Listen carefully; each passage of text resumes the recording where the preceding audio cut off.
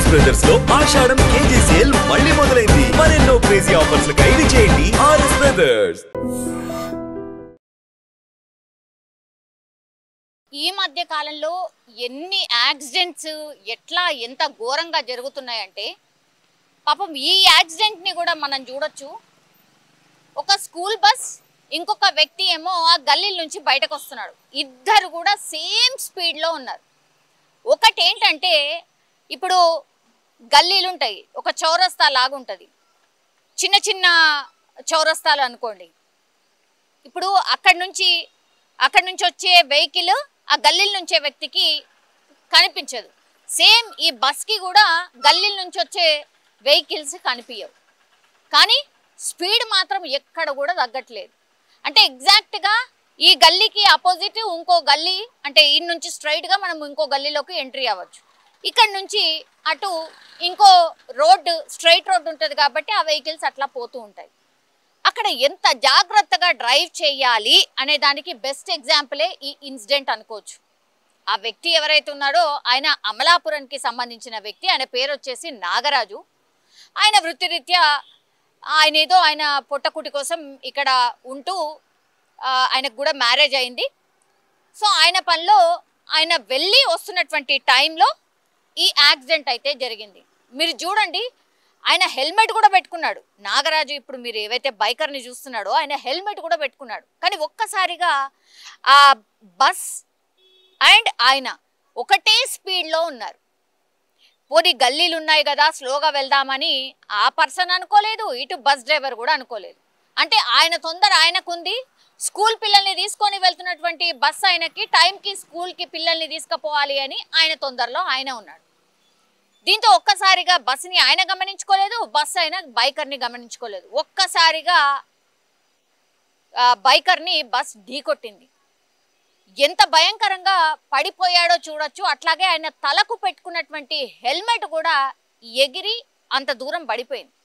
అంటే హెల్మెట్కి మనకు ఒక బెల్ట్ ఒకటి ఉంటుంది, దాన్ని పెట్టుకోకుండా ఏదో పెట్టుకున్నామంటే పెట్టుకున్నాము అనేలాగా హెల్మెట్ పెట్టుకుంటే కూడా అన్సేఫ్ అనే విషయం మరోసారి ఈ ఇన్సిడెంట్ రిజీవ్ చేసింది.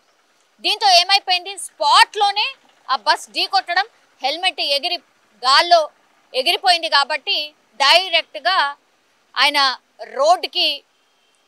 రోడ్ మీద పడిపోయిండు. ఆర్ గట్టిగా ఆయన హెడ్ రోడ్డుకి ఢీకొట్టింది. దీంతో స్పాట్లోనే చనిపోయిండు నాగరాజు. ఇక్కడ ఈ ఇన్సిడెంట్లో మొత్తంగా చూస్తే కనుక మిస్టేక్ ఎవరిదని చెప్పాలి, మిస్టేక్ ఎవరిది?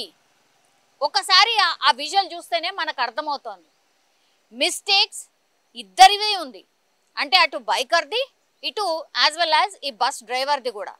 అక్కడ ఒక గల్లీలు ఉన్నాయి, గల్లీల నుంచి ఎవరైనా వస్తారేమో అనే ఆలోచన బస్ డ్రైవర్కి లేదు, యాజ్ వెల్ యాజ్ ఆ బైకర్కి కూడా ఏమైనా వెహికల్స్ వస్తాయేమో అన్న ఆలోచన బైకర్కి కూడా లేదు. వీళ్ళిద్దరు చేసినటువంటి మిస్టేక్ కారణంగా ఇప్పుడు బైక్ మీద వెళ్ళే వ్యక్తి ప్రాణాలు కోల్పోయిండు. ఇప్పుడు బస్ డ్రైవర్ మీద కూడా కేసు అయితే ఫైల్ అయింది. అది స్కూల్కి సంబంధించిన బస్. ఎంతమంది పిల్లలు ఉంటారు? ఆ ఇన్సిడెంట్ చూసిన తర్వాత పిల్లల మీద ఎట్లాంటి ప్రభావం పడుతుంది, అట్లాగే స్కూల్ బస్ డ్రైవర్స్ ఎంతవరకు సేఫ్, ఇవన్నీ క్వశ్చన్స్ కూడా రైజ్ అవుతాయి. గంత స్పీడ్గా ఒక స్కూల్ బస్ డ్రైవర్ ఎట్లా బస్సుని నడుపుతాడు?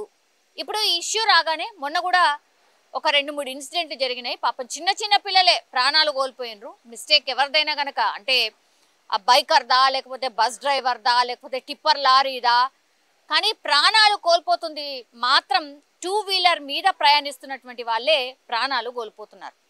ఇప్పుడు ఈ ఇన్సిడెంట్లో ఏమైపోయింది, బైకర్ది ఎట్లాంటి మిస్టేక్ లేదు, ఈ బస్కి సంబంధించిన డ్రైవరే అంత ర్యాష్గా డ్రైవ్ చేస్తూ వచ్చాడు. ఎందుకంటే మా అబ్బాయి హెల్మెట్ కూడా పెట్టుకున్నాడు, ఎంత గట్టిగా స్పీడ్గా ఢీకొట్టిందంటే హెల్మెట్ కూడా ఎగిరిపోయి బయట పడిపోయింది. కాబట్టి తగిన న్యాయం చేయాలి అంటూ మియాపూర్కి సంబంధించిన పోలీస్ స్టేషన్ ముందు ఇప్పుడు నాగరాజు ఎవరైతే చనిపోయిండో వాళ్ళ కుటుంబ సభ్యులు ఆందోళన చేశారు.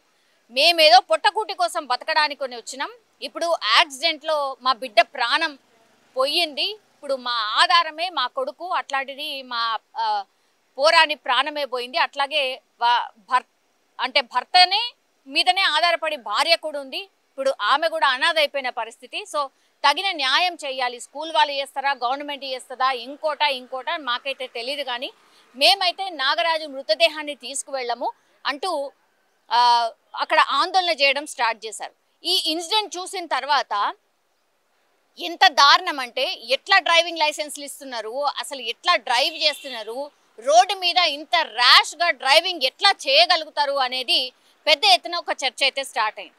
కానీ మీకేమనిపిస్తోంది ఇప్పుడు ఇన్సిడెంట్ని చూసిన తర్వాత, ఆ విజువల్ని చూసిన తర్వాత మీకేం అర్థమైంది? ఇక్కడ మిస్టేక్ ఎవరిది ఉంది? బస్ డ్రైవర్దా లేకపోతే ఈ బైకర్దా? ప్లీజ్ మీరు కూడా ఈ ఇన్సిడెంట్ మీద కామెంట్ చేయాల్సిందిగా కోరుతున్నాం. ఎందుకంటే డైలీ లైఫ్లో ఇవన్నీ కూడా మనం ఫేస్ చేసేటటువంటివే. అట్లాగే మనకు కూడా తెలుసు అంటే ఎట్లా డ్రైవ్ చేయాలి, ఎక్కడ ఎలా వెళ్ళాలి అని తెలుసు. కానీ ఇగో ఇట్లా చిన్న చిన్నగా ఏమొస్తాయిలే అని ఓవర్ కాన్ఫిడెన్స్తో పోతే ఇప్పుడు ప్రాణాలే గాల్లో కలిసిపోయినటువంటి పరిస్థితి. సో ఈ విజువల్ చూసిన తర్వాత మీ అభిప్రాయాన్ని కూడా తెలియజేయాల్సిందిగా కోరుతున్నాను. నిజంగా ప్రస్తుతం ఉన్నటువంటి సమాజం దేనికి ప్రయారిటీ ఇస్తుంది? ఆర్థిక సంబంధాల చుట్టూ మాత్రమే తిరుగుతుంది. మళ్ళీ ఎన్నికలంగానే చాలా విరక్తి కలుగుతుంది. మంచి అనిపిస్తుంది కదా, లేడీస్ కూడా ఛాలెంజింగ్ జాబ్స్ చేసినప్పుడు చాలా బాగుంటది. ట్రాఫిక్ అసిస్టెంట్స్ గా నియమించిన ట్రాన్స్జెండర్స్ అందరితో సాల్యూట్ చేయించుకుంటున్నారు. ఫుడ్ డెలివరీ ఇవ్వటానికి వెళ్ళినటువంటి డెలివరీ బాయ్ అనిల్ పై కళ్ళ ముందు